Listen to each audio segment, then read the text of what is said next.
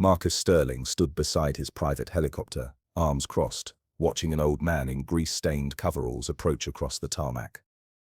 The mechanic moved slowly, carrying a worn toolbox that had seen better days. "This is who they sent," Marcus said to his assistant. "I asked for their best technician." The mechanic stopped a few feet away. His name was Raymond Cole, and the lines on his face told stories of decades spent under engines and inside machinery. "I'm Ray," he said simply. Marcus laughed. It wasn't a polite laugh. "You've got to be kidding me. My helicopter costs more than you've probably earned in your lifetime. And they send me you?" Ray set down his toolbox without responding. "Do you even know what you're looking at?" Marcus continued. "This is a custom-modified Airbus. The engine alone requires specialized certification. I doubt you've ever worked on anything like this." "I've worked on helicopters before," Ray said quietly. Marcus turned to his assistant. "Get me someone else.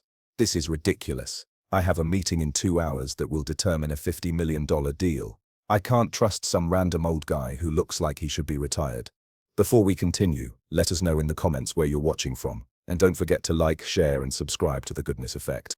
Ray opened his toolbox and pulled out a diagnostic tablet. "Your pilot reported engine vibrations at high altitude and intermittent power loss. The ground crew couldn't identify the problem." "Obviously," Marcus said. "That's why I'm stuck here instead of closing my deal." "Let me look at it," Ray said. Marcus stepped in front of him. "Hold on. Before you touch my helicopter, tell me exactly what you think you can do. Because from where I'm standing you look completely out of your depth." Ray met his eyes. "I can fix it." Marcus smirked. "You think you can fix my helicopter? You don't even know what's wrong with it." "I will in 10 minutes, Ray said. Marcus threw his hands up. "This is unbelievable. Fine, go ahead, waste everyone's time. But when you can't figure it out, I'm billing your company for every minute I'm delayed." Ray climbed the access ladder to the engine compartment, without another word. Marcus watched him disappear into the machinery, shaking his head. "This is going to be a disaster," he muttered. Ray moved through the engine compartment with practiced efficiency. His hands knew their way around machinery the way a pianist knows a keyboard. He checked fuel lines, examined the turbine blades, ran diagnostics on the electronic systems. Below, Marcus paced back and forth, checking his watch every 30 seconds. "How long is this going to take?" he called up. No response came from the engine compartment. Marcus's assistant approached with a phone. "Sir, the Tokyo office is asking about your ETA. Tell them I'm dealing with incompetence," Marcus snapped. 15 minutes passed, then 20. Marcus's patience evaporated completely. "Hey," he shouted toward the helicopter. "Are you done pretending to know what you're doing up there?" Ray's head appeared at the access panel. "Found the problem." Marcus raised his eyebrows. "Really? Enlighten me." "Your fuel control unit has a hairline fracture in the servo valve housing. It's causing inconsistent fuel pressure at altitude. The vibrations are from compensating throttle adjustments." Marcus stared at him. "That's very specific." "It's what's wrong," Ray said. "And you can fix it here, now." Ray disappeared back into the compartment. "Give me 40 minutes. Marcus looked at his assistant. "Did we even stock parts for the fuel control unit?" "I'll check, sir." 20 minutes later, his assistant returned looking puzzled. "Sir, he's not asking for any parts. He's doing something else up there." Marcus walked to the base of the ladder. "What do you mean he's not using parts? You can't fix a fractured servo housing without replacement components." Ray's voice came from inside the machinery.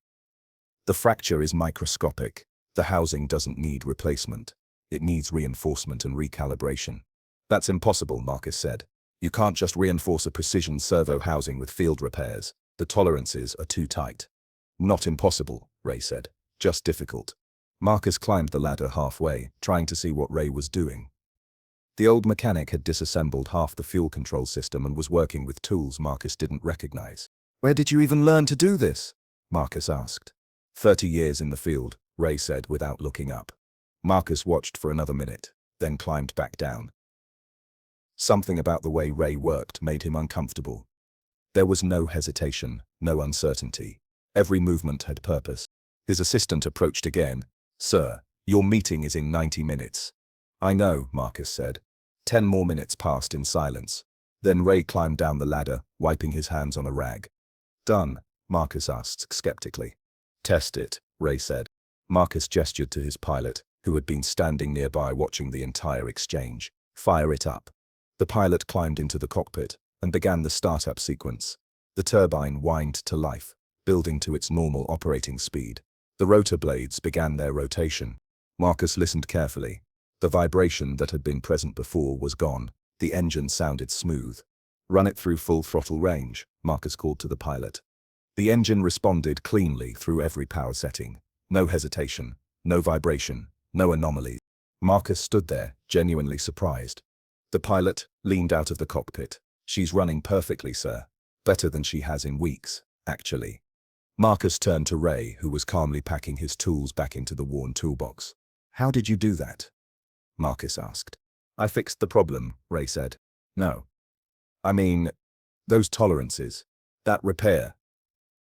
That should require a complete unit replacement and factory calibration. What you just did shouldn't be possible without specialized equipment." Ray closed his toolbox. "Most things are possible if you understand how they work." Marcus felt something shift in his chest. He had been so certain this old mechanic would fail, so ready to mock him further when he couldn't solve the problem. Now he didn't know what to say. "I apologize," Marcus said. The words felt strange in his mouth. He wasn't used to apologizing. "I underestimated you." Ray nodded. "People usually do. That comment I made earlier, about your lifetime earnings, that was out of line." "It was," Ray agreed, "but I've heard worse." Marcus watched Ray pick up his toolbox. Something about the situation bothered him, not the repair that was clearly legitimate. Something else. "Wait," Marcus said. "You did that entire repair without requesting a single part. You didn't even ask what parts we had in inventory." "How?" Ray paused. "Sometimes the solution isn't replacing something broken. It's fixing what's actually wrong." "That's not an answer," Marcus said. "It's the only answer I have," Ray said, and started walking toward the maintenance hangar. Marcus followed him. "Who are you really? That repair technique isn't standard. I've had expert mechanics look at this helicopter. None of them could diagnose that problem, let alone fix it in under an hour." Ray kept walking. "I'm serious," Marcus pressed. "Where did you train? What's your background?" Ray stopped and turned around. "Does it matter? Your helicopter is fixed. You'll make your meeting." "It matters to me," Marcus said, and realized he meant it. Ray studied Marcus for a long moment. 25 years ago, I designed aircraft engine systems for military helicopters. Before that, I worked on experimental propulsion systems. After I retired, I took this job because I like fixing things." Marcus felt his jaw drop slightly. "You designed military helicopter engines, and you're working as a basic mechanic?" "Basic mechanic?" Ray smiled slightly. "This job lets me work with my hands. No corporate meetings, no budget presentations, just me and the machinery. But you could be running an engineering department somewhere, consulting for aerospace companies, making serious money." "I made serious money," Ray said, realized it didn't make me happy. "This does." Marcus struggled to process this. His entire worldview involved climbing ladders, acquiring more, achieving greater status. The idea that someone would voluntarily step away from that was foreign to him. "So when I was standing there mocking you," Marcus began. "You saw an old man in dirty coveralls," Ray finished. "Same thing everyone sees. And you let me. You didn't say anything about your background. Would it have mattered?" Ray asked. "You weren't interested in who I was. You were interested in whether I looked the part of someone you considered competent." The words stung, because they were true. Marcus's assistant approached. "Sir, if we leave now, you'll make your meeting with 15 minutes to spare." Marcus held up a hand. "Give me a minute." He turned back to Ray. "I want to hire you." Ray raised an eyebrow. "You already hired me. The job's done." "No, I mean permanently. As my personal aviation consultant, name your price." "I'll triple whatever you're making now. Quadruple it." "I like my job," Ray said. "You'd have access to the best equipment, the most interesting projects. You could design custom systems for my entire fleet."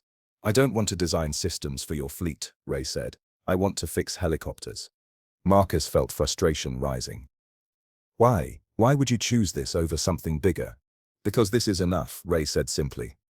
"I spent decades chasing bigger and better, burned myself out, lost my marriage, barely knew my kids.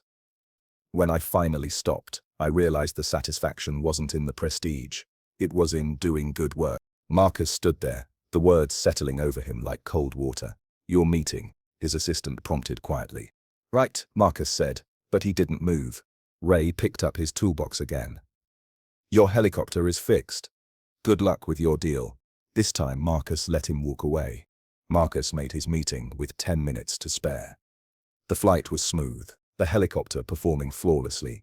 As he sat in the corporate boardroom presenting his $50 million proposal, part of his mind kept drifting back to the old mechanic. The deal closed successfully. His partners congratulated him. His assistant confirmed the contracts. Everything went exactly as planned. But when Marcus returned to his helicopter that evening, he felt strange, empty. The pilot was running post-flight checks. That mechanic really knew his stuff, sir. I've been flying this bird for 3 years, and she's never run this smooth. Marcus nodded absently. During the flight home, he looked out at the city lights below. He thought about Ray's words, about choosing enough over more, about finding satisfaction in the work itself rather than what the work represented. It was a completely foreign concept to him.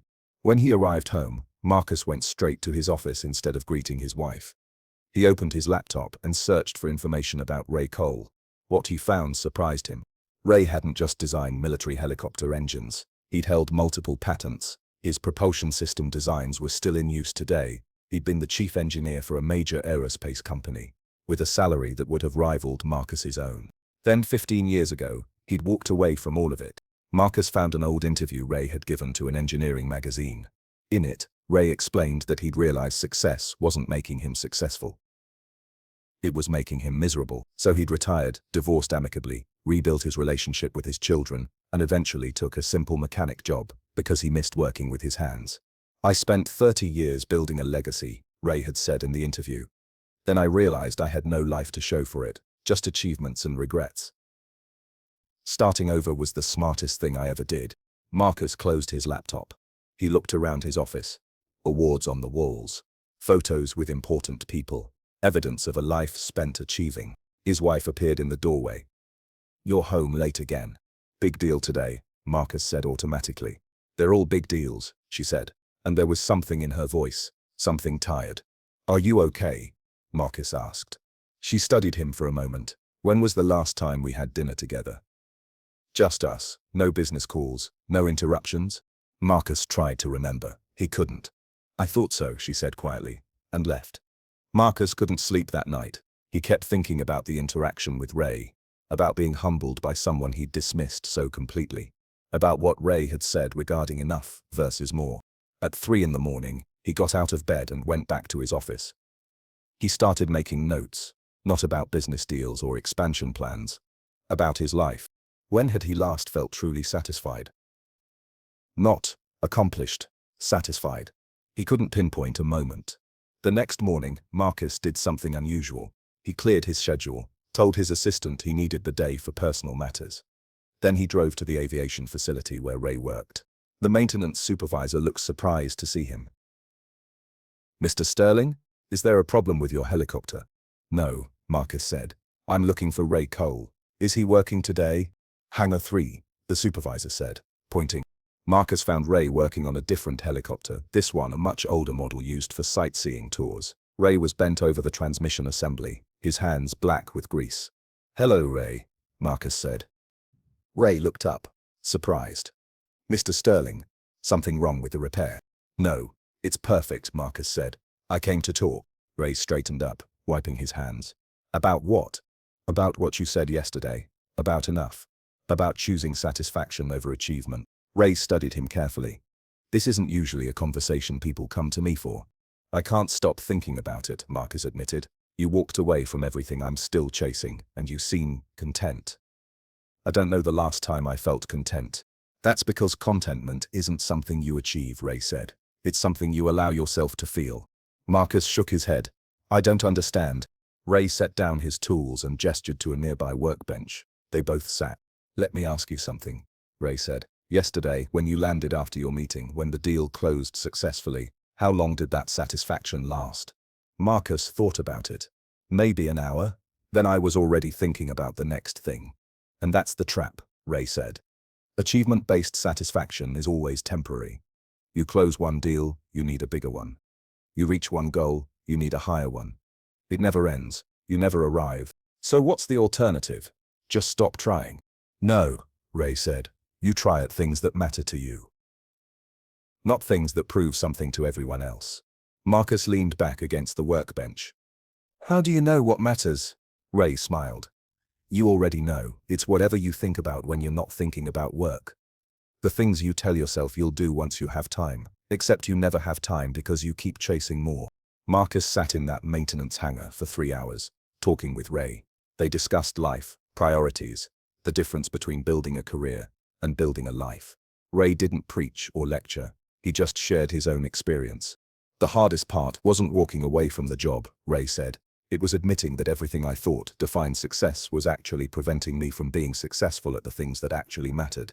My kids grew up without me really knowing them. My wife became a stranger. I had everything and nothing at the same time. Do you regret the achievements? Marcus asked.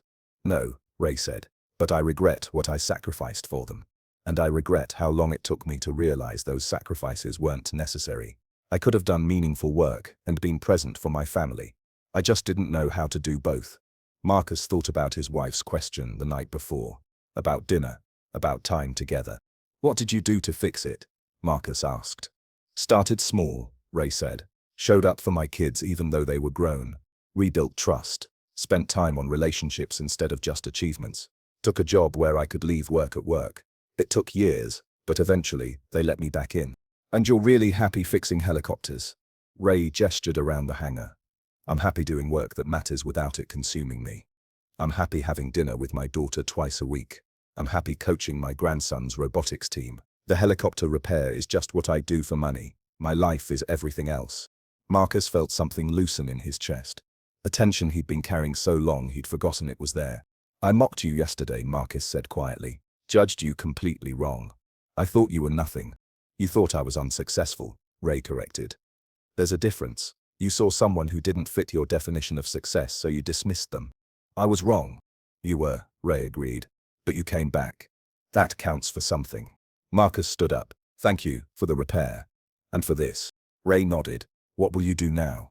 Marcus thought about it. I don't know, but I think I need to figure out what enough looks like for me. He drove home slowly, thinking. When he arrived, his wife was in the garden. Marcus walked outside and sat beside her. You're home early, she said, surprised. I cleared my schedule, Marcus said. I thought maybe we could have dinner together tonight. No phones, no interruptions. She looked at him carefully. Are you feeling okay? No, Marcus said honestly, but I think I'm starting to figure out what's wrong. She set down her gardening tools. Tell me. So he did. He told her about Ray, about being humbled, about the conversation in the hangar. He talked about achievement versus satisfaction, about building a career while losing a life. She listened to everything. When he finished, she was quiet for a moment. Then she said, I've been waiting years for you to realize this. I'm sorry it took so long, Marcus said. What matters is what you do now, she said. Marcus took her hand. I want to figure out what enough looks like. I want to be here, not just physically present, but actually here. That would be nice, she said, and squeezed his hand back. The next morning, Marcus went to his office and made changes. Not dramatic ones. He didn't quit or walk away from everything. But he started delegating more. Started building boundaries around his time. Started saying no to deals that would consume him. His colleagues thought he was losing his edge. His competitors thought he was getting soft. Marcus didn't care. 6 months later, he saw Ray again at the aviation facility. Ray was training a younger mechanic, showing her the same techniques he'd used on Marcus's helicopter. How's it going? Ray asked. Different, Marcus said, but better. I had dinner with my wife every night this week. No interruptions. Ray smiled. That's good. I'm still working on the whole contentment thing, Marcus admitted. But I understand it better now. Thanks to you. You did the work, Ray said. I just fixed your helicopter. Marcus laughed. You did a lot more than that. As he walked back to his helicopter, Marcus realized something. That day 6 months ago when he'd mocked the old mechanic in grease-stained coveralls, he'd been looking at success and seeing failure. He'd been so focused on appearances, on status, on achievement, that he'd completely missed what actually mattered. Ray hadn't just fixed his helicopter that day. He'd shown Marcus that being successful and having a successful life were two entirely different things. And sometimes the most valuable lesson comes from the person you least expect to teach you anything at all.